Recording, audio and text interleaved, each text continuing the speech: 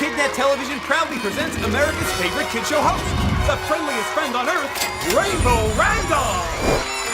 Featuring Angela Pike and the Twinkle Kids! Friends come in all sizes. That's right, Rainbow! The 2023 legislative session has been a childish exercise where our state and its people have been used as playthings in an ideological quest to send the governor to the White House. Things have moved at a rapid pace as disruptive bills have been rushed through with an eye on headlines, not good or even workable policy. Okay, don't worry. Everything is under control. No. Monsters. What are you doing with this? This romper room approach to lawmaking became even more insidious in Week 7 when an early morning meeting of the Commerce Committee took the bill that focused on just lowering wages for minor league baseball players and changed it to focus on wiping out good wages for tens of thousands of workers who provide public services through private vendors and contractors. I am shocked and disgusted that legislators would try to sneak in this terrible amendment on an entirely unrelated bill this late in the process to slash the wages for thousands of working people. This amendment would prohibit any wage requirements, including prevailing wage and minimum wages for local government contractors. It would have a devastating impact on tens of thousands of private sector workers, such as those at Miami International Airport, Fort Lauderdale Airport, and Miami-Dade County, who work for the government contractors and are paid according to the wage ordinances in their respective counties. If this amendment were to pass, we would see these workers' wages freeze or at worst go down to the state minimum wage. Workers who are currently paid $12, $15, $17 an hour would see their wages slashed to the state minimum wage of $11 an hour. This is unacceptable. We strongly believe that local governments should have the right to decide what is best for their residents and enforce laws that reflect the unique values. Thank you for your time. Thank you. Vote no. We're concerned about what we estimate to be approximately 16,250 working families in Miami-Dade County who would be negatively impacted by this bill. So we look forward to working with them. This will definitely hurt working people, the working class. Most, it will hurt them. These government jobs, especially contractor jobs, are where people, they covet these jobs. They know that they're going to get a good wage and benefits. Changing that would really greatly affect those folks, and I am disappointed if this goes through. But you've got to have some historical context here. The language of this amendment has been a standalone bill for 9 of the last 15 sessions. The bills have failed each session with bipartisan opposition. The fact that something of this magnitude was added at Friday on 8:30 p.m. for a Monday morning committee with no opportunity to address it beforehand is not what the Florida House should be about. But this is a huge issue. This is something that stakeholders have met thousands of hours over. There have been compromises. There's been things back and forth. The bills have never passed. And now we're tacking an amendment onto a completely unrelated bill. So unrelated that you have to TP it. Doc, you know, Thank you, sir. We're coming back next Monday. Yeah, I appreciate you, sir. Thank you.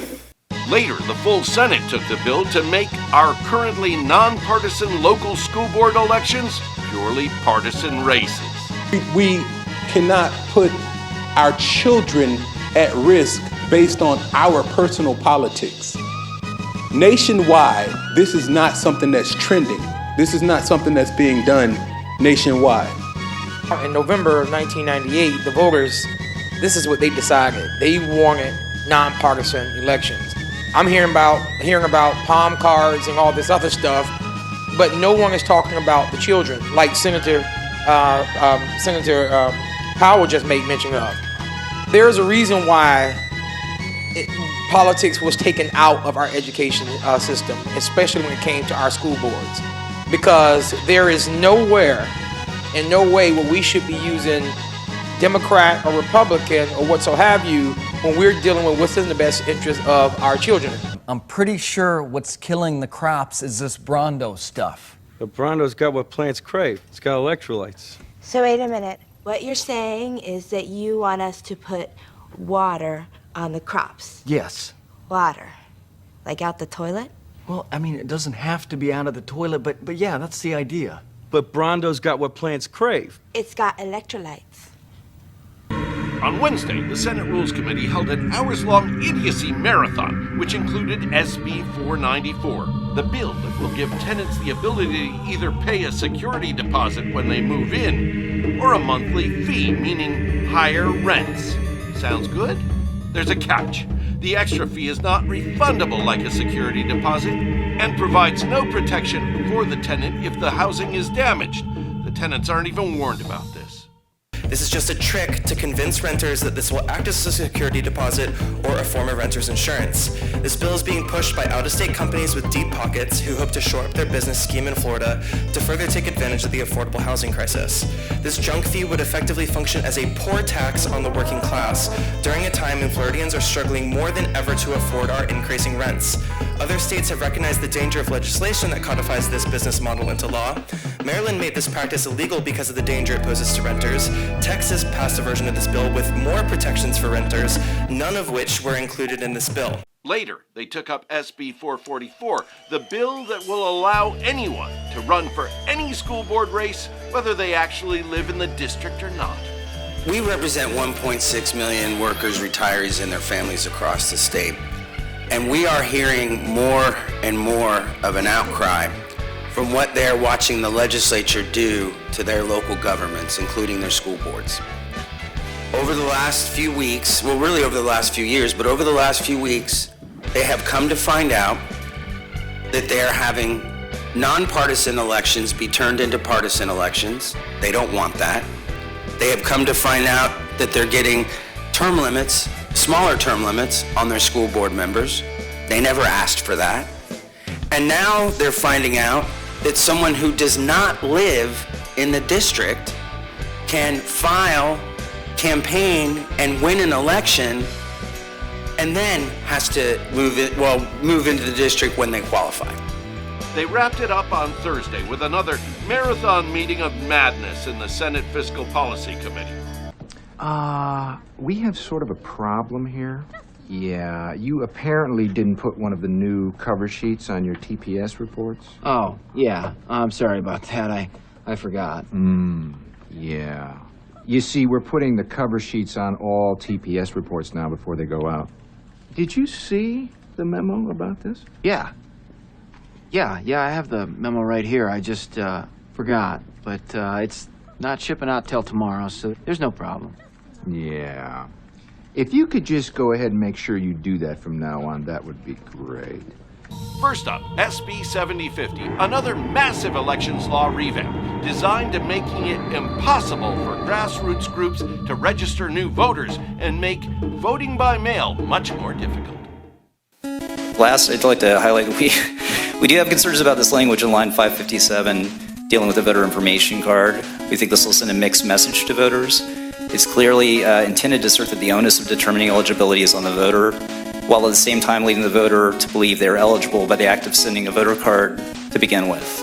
You're not given a driver's license until you can drive. You don't receive an insurance card until you can have insurance. AAA, I could go on. So that is we are really regulating these organizations that are trying to register voters out of existence. So we would ask, and every other year there's another big elections rewrite, so I'm confident that we'll be back here again soon. Senators, if in your wisdom you could be thinking about this problem, because it has become a problem. If we could somehow get back to good, nonprofit, 501c3 organizations that aren't doing it for money, that aren't getting big grants, that are simply out there volunteering to help people register to vote, if we could somehow get back to that, I think it would improve the entire process in Florida. 1 out of every 10 black voter and 1 out of every 10 Hispanic voter are registered by a third-party voter registration organization. That's just not a number that's coming out of thin air. That was done after a statistical analysis by Dr. Daniel Smith during the SB 90 federal litigation. Additionally, some of the restrictions around these groups are extremely cumbersome and could lead to them just ceasing operations altogether. As is the case every week, the Working Families Lobby Corps was on hand to witness the spectacle and gathered to share their thoughts about it. Solidarity! My name is Rhonda Everett. I came here with Association Bay County Educators. I'm a teacher in Bay County, and this was an amazing experience. I got to see things I never would have gotten to see in real life, and I got to make a real impact. I was able to speak on behalf of my son and his education and his future. So anybody who wants to come and experience this, please do. You will never regret it. I am Tara Vanner. I am here from Palm Beach County CTA, and this is my first time. For those of you who are thinking to come up, you really should. Whatever you think, it's 10 times worse. There are people that are fighting for us, and they're fighting their heart out, and you need to come support them so that they keep up the fight. My name is Candy Churchill with United Faculty of Florida. I came up here to make sure our representatives remember who they work for. Even though hundreds of people testified against a very racist anti-Chinese bill, and hundreds are testifying against some of the attacks on higher education, these legislators are working for out-of-state interests, and we're here to make sure they remember that the people of Florida want good schools, want good health care, and they don't want the agenda that this is being pushed. So please come up and join us. Hi, I'm Gina Fernandez. I'm with the Electrical Training Alliance of Jacksonville, out of Local 177 with the IBEW. I'm Gabby Cardula. I go to the Electrical Training Alliance of Jacksonville, IBEW 177, and today we were given the opportunity to walk around and showcase the opportunities that the school gives us. We have health insurance, we have benefits. I personally enjoy the confidence that it's instilled in me, learning how to use tools and being able to do things myself. Also, benefits are great. I love the pay. And I didn't have to pay for school and spend all that time learning a bunch of things that I'm probably never going to use. It's really important to me that this is a non-tuition school because I couldn't afford college on my own. I'm Jessie DeZorny. I'm with IUPAT, the AFL-CIO apprenticeship. I'm Sonia Stallnaker. I'm also with IUPAT, International Union of Painters and Allied Trades, and I'm training coordinator for the state of Florida. We definitely try to make our voices heard because apprenticeship is the future, and it's a great opportunity for people. It's an alternative pathway for careers for people who might not be wanting to go to college, and it is also just about making sure that workers and people have their rights that they deserve and a good future and can pay their bills. And we're trying to offer that to the next generation.